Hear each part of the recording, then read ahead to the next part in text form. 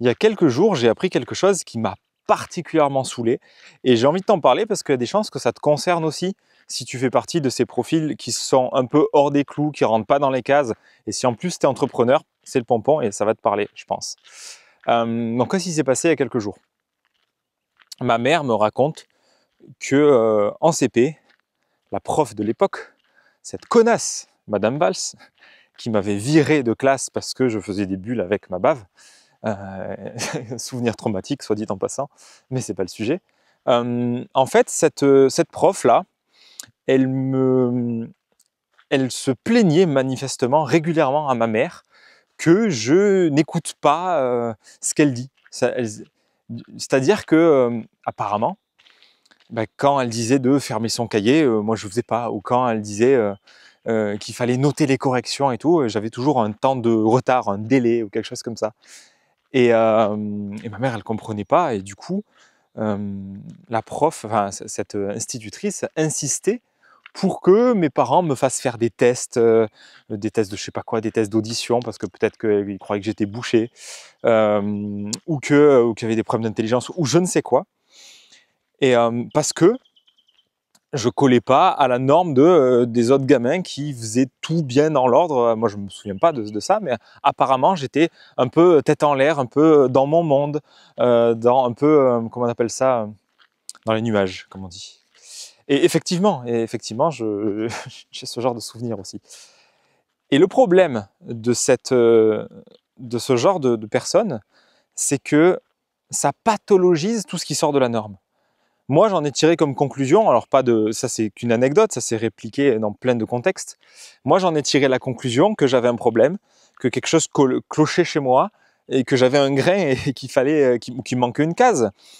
Alors que j'ai quasiment tout le temps été dans les premiers, j'ai tout le temps été premier dans mes classes, voire le premier, c'est pas arrivé très souvent, mais aussi le premier. Je sais que je suis pas con, plutôt intelligent, très bon en orthographe, dans ma manière de raisonner, de réfléchir, etc. Donc c'était pas ça le problème. Je sais bien que c'était pas ça, mais ça n'empêchait pas que je me sentais bizarre, décalé, chelou, et j'avais vraiment l'impression qu'il me manquait un truc, quelque chose qui déconnait, qui clochait chez moi. Surtout quand je voyais les autres qui se posaient pas toutes ces questions. Qu'est-ce que c'est ça, un petit animal? Et donc bref, ça c'est parce que j'avais une prof, et ça arrivait à d'autres fois. Ça c'est quand t'as un profil qui sort des clous et que tu te retrouves dans un contexte, dans une école ou une entreprise ou n'importe où, dans laquelle il y a une forme de norme, une forme de moyenne. Et du coup, tu finis par croire que tu dysfonctionnes et qu'il y a quelque chose qui cloche chez toi.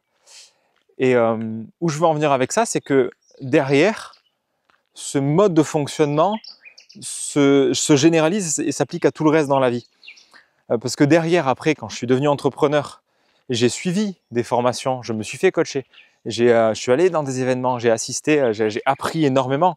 Et j'ai retrouvé le même fonctionnement où on me proposait des méthodes à suivre et où moi je voyais que j'arrivais pas à suivre ces méthodes, machin. Et c'est moi que je remettais en question à chaque fois. Putain, mais qu'est-ce qui va pas chez moi? J'arrive pas à suivre un truc. Putain, mais j'ai aucune discipline. Mais c'est pas possible. Mais qu'est-ce qui va pas? Je suis pas fait pour être entrepreneur. C'est quoi ce bordel, quoi?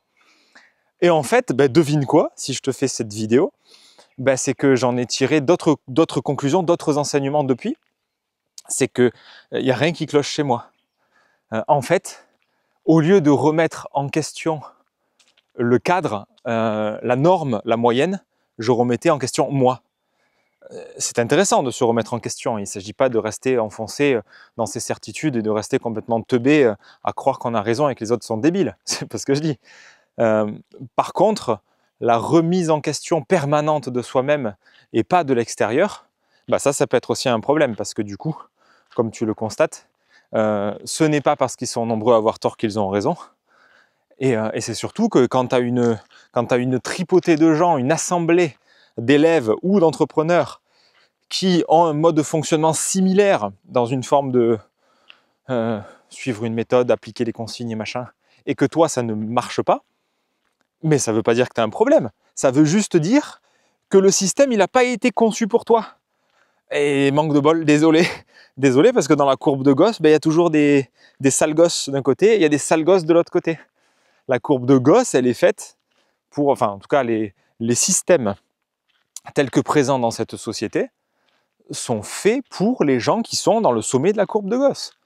Si tu sors trop des clous, tu t'en prends plein la gueule, hein, tu as dû le constater aussi chez toi, si tu fonctionnes comme ça, tu te fais déboîter. Parce que, logique sacrificielle, René Girard, tout ça. Le groupe a besoin de boucs émissaires pour se fédérer, c'est un autre sujet. Mais ça ressemble un peu quand même, parce que c'est quand même en lien, dans le sens où cette prof, en fait, elle n'était pas formée ou elle n'avait pas en tête l'idée que, tiens, peut-être que il y a des gamins qui fonctionnent un peu différemment, peut-être que lui, il a besoin de plus de temps, ou j'en sais rien. C'est vrai que j'étais lent à la détente, hein, je peux l'être toujours. Mais bon, bref, c'est là où on va vite glisser sur la pathologisation de tout ce qui sort de la norme, avec des 10, avec des troubles, des TDAH, des machins, ce que je ne dis pas que ça n'existe pas, et encore une fois, simplement que l'on va vite en besogne en pathologisant ce qui sort de la courbe de Gauss, avec des hyper, des hypos, des sur et des sous, des... Bref.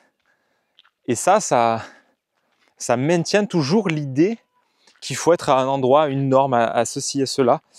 Et quand tu es entrepreneur, pour moi, ça cause un certain nombre de... Ça a des conséquences et des gros problèmes, parce que tu finis par galérer, par te remettre en question, voire par abandonner, parce que tu te dis, putain, mais j'arrive pas à appliquer ce que lui il dit, ou putain, mon coach, il m'a dit ça, mais pourtant, ça marche pas pour moi, je comprends pas, j'arrive pas à me motiver.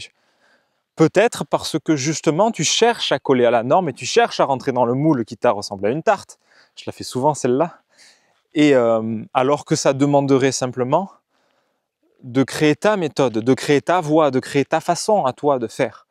Ça n'est pas facile, je te l'accorde. Le chemin est assez étroit, étriqué. T'as personne pour venir te valider, te dire que c'est bien. Parce qu'il s'agit de sortir de ce système, en fait. Il s'agit de t'émanciper et de trouver ta propre voie, en fait. Ça revient beaucoup à ça. Ça n'empêche pas qu'on s'inspire. Bien sûr que je m'inspire de méthodes d'autres, je m'inspire de ceux qui parlent de YouTube, je m'inspire de ceux qui me parlent de SEO, je m'inspire de ce qui fonctionne, enfin de ce qui fonctionne, de ce que j'entends, de ce que je vois. Mais il y a des profils comme ça pour qui il faut individualiser vraiment.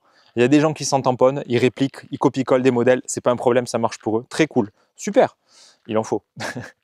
Mais bon, il y a plein de gens, dont moi, et peut-être dont toi, pour qui ça ne fonctionne pas ce truc-là. Et il faudra faire autrement. Parce que sinon, tu vas passer ta vie à te croire Gogolito, parce que, parce que tu n'arrives pas à monter à un arbre, alors que tu es un poisson.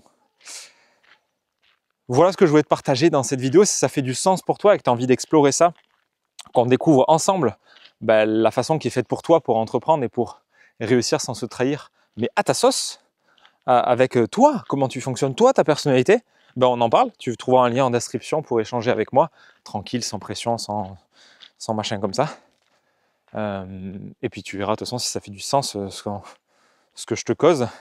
L'idée, ça sera, encore une fois, pas de te faire entrer dans un cadre, dans le mien, ou dans ma vision des choses, mais plus d'aller trouver, en partant de toi, comment on peut émerger une stratégie qui est cohérente pour développer une activité qui fait du sens pour toi, qui est rentable, et où tu dois pas te conformer, te plier dans tous les sens pour te conformer à un truc qui ne marche pas.